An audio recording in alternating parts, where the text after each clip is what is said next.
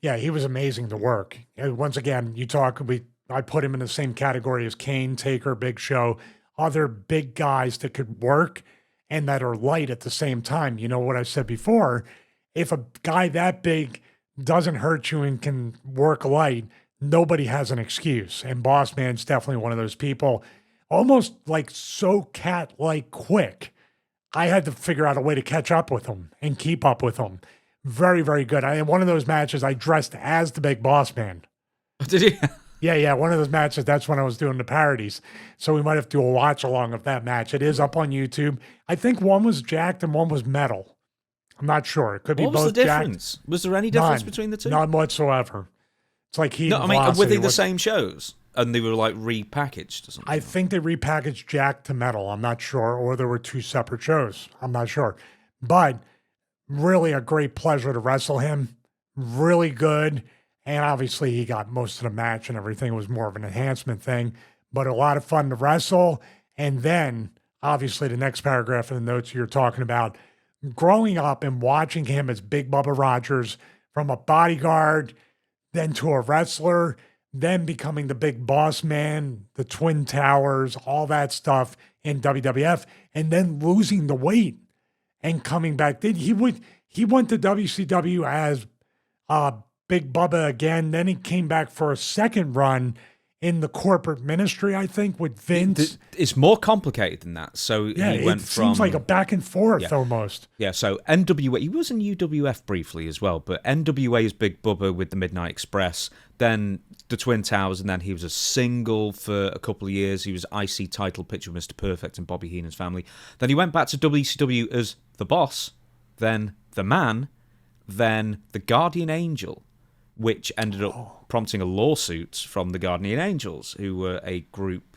Did they help homeless people? Am I right in saying Curtis, no. They were patrolling the subways as like a neighborhood watch, or they thought they were vigilantes in New York City during all the crime and the subways. Curtis Siwa, I can't pronounce his name. He actually recently ran for mayor in New York City not too long ago. He was the founder. And I think they were trying to get him in WCW, and then the lawsuit happened and they called him either the Guardian or just the Angel, right? Something like no. I think he went back to Big Bubba Rogers or Big Bubba or Bubba, so whatever it was. And he was there. He was in the NWO. People forget that Big Bubba was in the NWO for a while as well. You know why they forget? You know why they forget? Because when he came back into WWF and he was Vince McMahon's bodyguard as Vince was in the wheelchair, he erased all that and he became even more over as a heel until, the two cage matches with Taker and Al Snow. I mean, those were pretty bad. Hey, do you know how they brought Bossman back? Is they didn't unmask him for weeks. He had a balaclava on for weeks before they actually revealed it was Bossman again. But yeah, he lost a ton of weight. He was really good. Here's a question for you, right? You'll remember Bossman or Big Bubba from the NWA. You were more of an NWA fan than WWF at the time.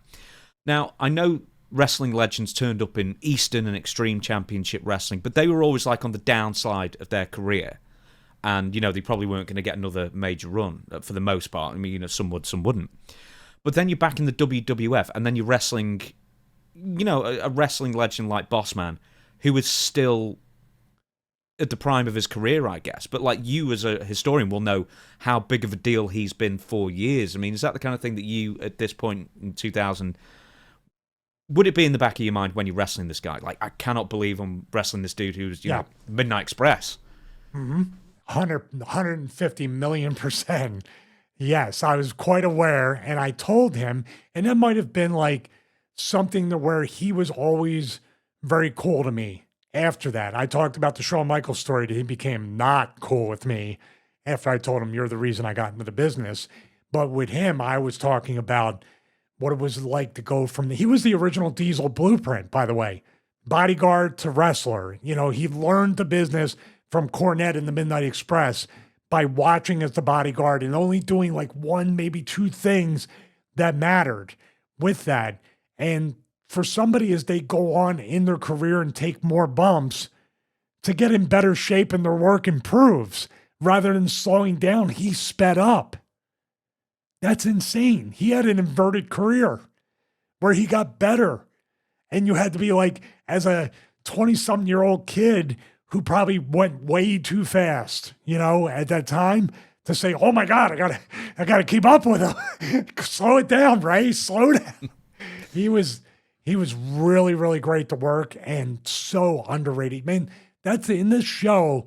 It's probably ad nauseum or kind of we say it way too much, but it can't be discounted. Like Kane and Big Boss Man and other people, severely underrated for what they were as wrestlers. Like you don't appreciate that they could do really anything with guys half their size.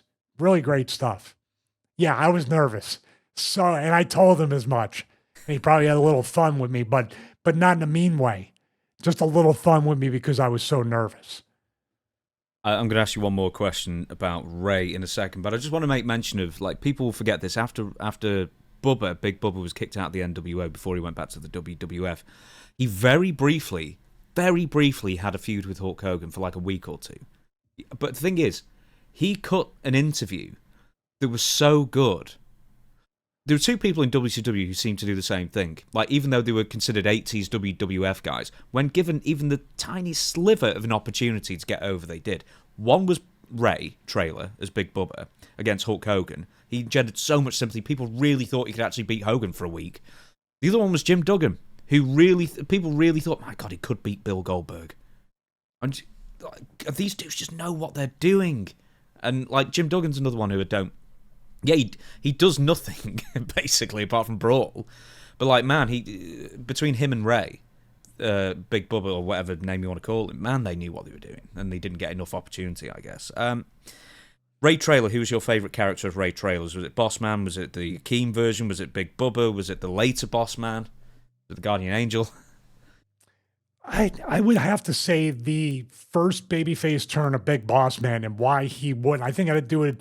$1 Million Man and Jake Roberts or something at the time. I'm not sure. It was $1 Million Man thing, and he said, "I don't want to. I don't want your money. I'm all about the law," or something. And that was the beginning of his babyface turn. That babyface run of Boss Man was strong. His matches against Mr. Perfect, you reminded me of that, were incredible. It was almost like Perfect, who he can work pretty darn fast, and has a high gear.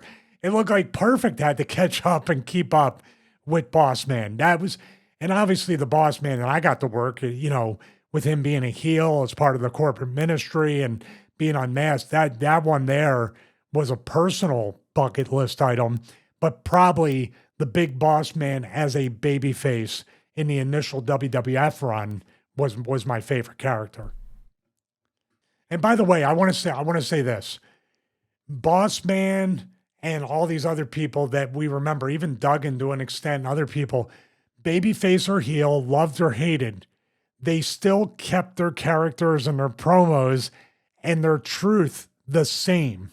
Their character just had a different person to play off of. But if you remember, Big Boss Man always cut the same promos, whether he was a babyface or a heel. Mm-hmm. Just think about it. I mean, obviously with Vince, different motivation, but in that era of the heel and babyface Big Boss Man, the promos were almost essentially the same.